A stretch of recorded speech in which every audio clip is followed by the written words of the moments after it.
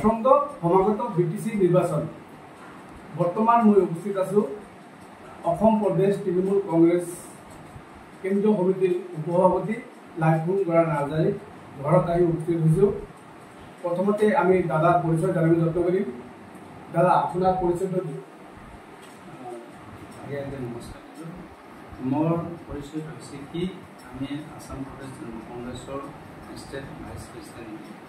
আমি এতিয়া vice president হিচাপত কাম কৰি আছোঁ। হয় নিশ্চয়। যেহেতু এইবার বিটিসি যেহেতু তৃণমূল কংগ্রেসে এক সবল ভূমিকা গ্রহণ করেছে, প্রথমতে আপনার এই তৃণমূল কংগ্রেসের বিটিসির মূল ভূমিকা কি হবে এই ধন্যবাদ আলোচনা করব। আমি এইটো ক'ব পাৰোঁ যে সাৰা বিটিসিৰ ভিতৰত আমাৰ 40টা সিট আছে আৰ এই 40টা সিটৰ আমি কমে 25-30টা সিট দিব। তো আমি দেখাবলৈ পাম যে সারা পাব্লিকে আমার চেঞ্জশিপ পার্টি ভাল পায়, খুব যোগদান হৈছে, বিভিন্ন পাৰ্টিৰ পৰা বিভিন্ন যোগদান হৈছে। তো গতিকে আমি দেখাবলৈ পাওঁ যে আমি 25-30টাৰ ভিতৰত কমচে কম আমি কিং মেকাৰ হ'বলৈ আমি আশা কৰোঁ যে আমার সারা এমসি সারা আমার বিটিসি কোনো পার্টি হয়। দেখা গৈছে যে এইবার এইভাবে বিটিসি তৃণমূল কংগ্রেসে বিটিসির এক সবল প্রদর্শন শক্তি প্রদর্শন দেখা যাচ্ছে। এইভাবে বিটিসির এবার আপনার মূল ইস্যু কি হবে?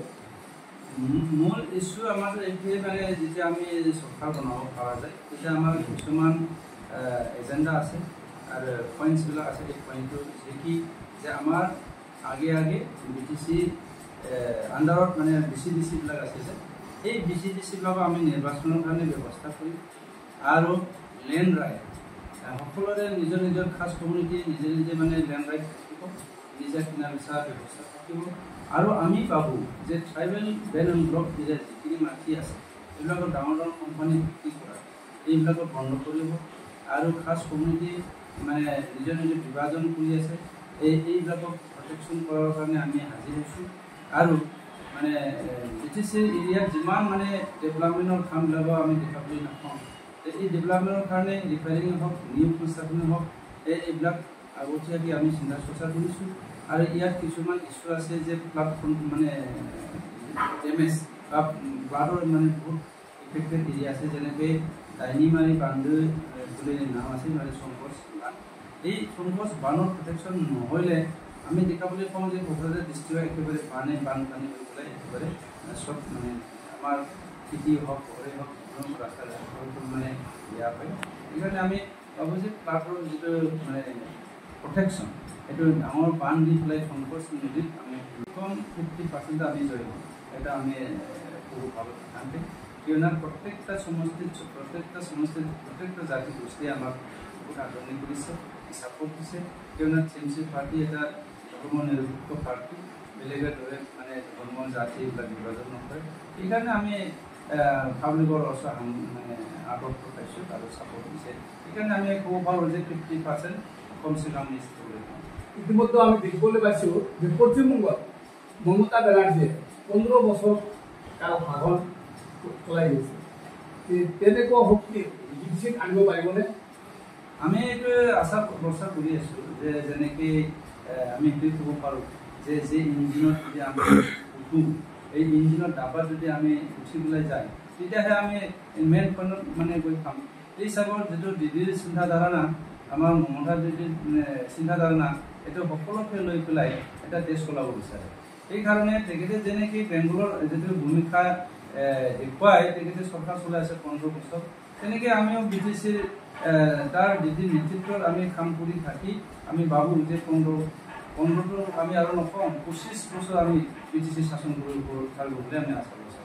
যেহেতু শেষত আৰু এটা কোৱেশ্যন, যেহেতু বিটিসিৰ আঞ্চলিক দুখনকৈ দল আছে আৰু ইয়াতে বিজেপি দল আহি ইয়াতে প্ৰচাৰ চলাই আছে, স্বয়ং মুখ্যমন্ত্ৰী আহি বিটিসিৰ প্ৰচাৰ চলাই আছে, তৃণমূল কংগ্ৰেছে ইয়াত কোনো প্ৰত্যাহ্বান হ'ব নেকি? তো আমি এইটো ক'ব পাৰোঁ বিজেপি আজি মানে BTCত আহি পেলাই যে নিৰ্বাচন প্ৰচাৰ চলাই আছে, এওঁলোকে সৰু সৰু যিটো মানে আঞ্চলিক দল এওঁলোকক মানে আগত তেনেকৈ ধৰণৰ আন্দোলন লৈ পেলাই এওঁলোকৰ লগত মিলি সোমাই পেলাই এতিয়া এওঁলোকৰ আঞ্চলিক দলবিলাকক কেৱল মানে সময় বান্ধিব বিচাৰিছে যে মিঠা মিঠা কৈ পেলাই ভিতৰত মানে বেয়া কাম কৰি আছে। তো সেইকাৰণে ভাবিব গম পাইছে যে মানে বিজেপিৰ যেনেকৈ চিন্তা ধাৰণা এইটো ট্ৰাইবেলবিলাকত উৎখাত কৰিব বিচাৰি আছে, মাইনৰিটি মানুহ উৎখাত কৰিব বিচাৰিছে, কাষ্ট কমিউনিটি মানুহবিলাকক বিভাজন কৰিব বিচাৰি আছে। সেইকাৰণে পাব্লিকো গম পাইছে, চাৰা মানে পাব্লিকো গম পাই আছে যে বিজেপিক ভোট দিলে আমি কি হ'ব, বিজেপিক ভোট নাদিলে আমি কি হ'ব। আৰু বিজেপিৰ আণ্ডাৰতে যেনেকৈ UP বিল চলাই আছে, BPকো বিজেপিৰ আণ্ডাৰতে চলাই আছে। এটা গম পাই আছে যে BPকো দেওয়া মানে বিজেপিক ভোট দেওয়া, UP বিলক ভোট দেওয়া মানে বিজেপিক ভোট দেওয়া। এখানে পাব্লিকের চিন্তা করতে লগা হয়ে গেছে যে আমি কাক ভোট দিলে আমার সুখ শান্তি আহিব, পিস ফুল আহিব, জাতি ধর্ম এইবিলাক বিভাজন নহব, প্রটেকশন হব।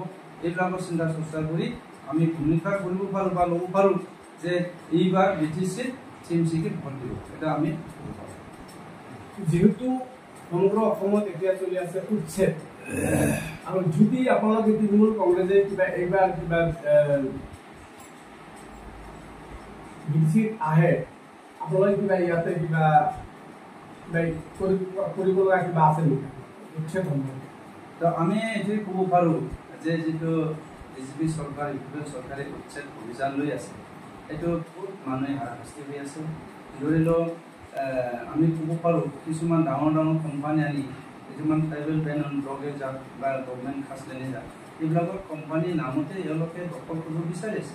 সেইকাৰণে পাব্লিকে গম পাই আছে যে এওঁলোকে লাহে লাহেকৈ এইবিলাক চব মানে দখল কৰি পেলাই পিছত তেনেকৈ ধৰণৰ মানে হাৰাশাস্তি কৰিব, এইটো পাব্লিকে গম পাইছে।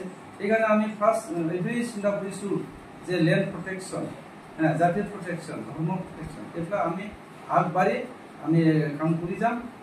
কিয়নো ইয়াত কোনো উচ্ছেদ অভিযান বা কোনোবা কোম্পানীত মাটি বিক্ৰী কৰা এইবিলাক আমি প্ৰটেকশ্যন কৰিম, আৰু সেই হিচাপতে পাব্লিকে আমাক আদৰণি কৰিছে। বহুত বহুত ধন্যবাদ আমাক সময় দিয়াৰ কাৰণে। গোসাইগাঁৱৰ পৰা আজিৰ হওক চাই থাকক DBN।